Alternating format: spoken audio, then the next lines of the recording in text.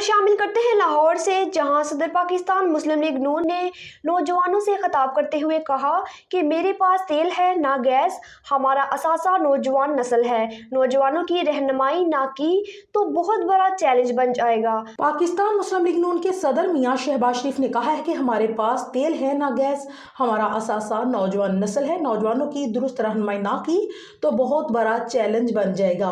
अगर नौजवान नस्ल को मुनासिब सीमत मुहैया कर दी तो माजी की महरूमियाँ ख़त्म हो जाएगी। अलमिया यह है कि पिछली हुकूमत के अच्छे मनसूबे कबूल नहीं किए जाते। उन्होंने नौजवानों से खिताब करते हुए कहा है कि बदकिस्मती से मुल्क में IT की एक्सपोर्ट में ज़्यादा इजाफा नहीं हो सका। आइंदा हुकूमत की तरजीह नौजवानों को आला तालीम की फराहमी होगी। नौजवान शोबा IT में किरदार अदा कर सकते हैं। उन्होंने कहा कि 76 बरस गुजर गए, हम मंजिल से बहुत दूर हैं। नौजवानों को आगे बढ़ने के लिए मौके फराहम करना होंगे। पाकिस्तान की 60% आबादी नौजवानों पर मुश्तमिल है। मशावरत से पॉलिसी बनाई गई तो नौजवान नस्ल मुल्क की किस्मत संवार देगी। अगर नौजवान नस्ल को मुनासिब समत मुहैया कर दी गई तो माजी की महरूमियाँ ख़त्म हो जाएंगी। हम खेलों हॉकी में पीछे रह गए, क्रिकेट में भी ऐसी ही सूरत हाल है। यूनिवर्सिटी और इंडस्ट्री का चूली दामन का साथ है। रोजगार और दीगर शोबों में भी ऑप्शनल ट्रेनिंग की ज़रूरत है। असल ज़रूरत वर्कशॉप में तरबियत देने की है। हमारा असासा नौजवान नस्ल है।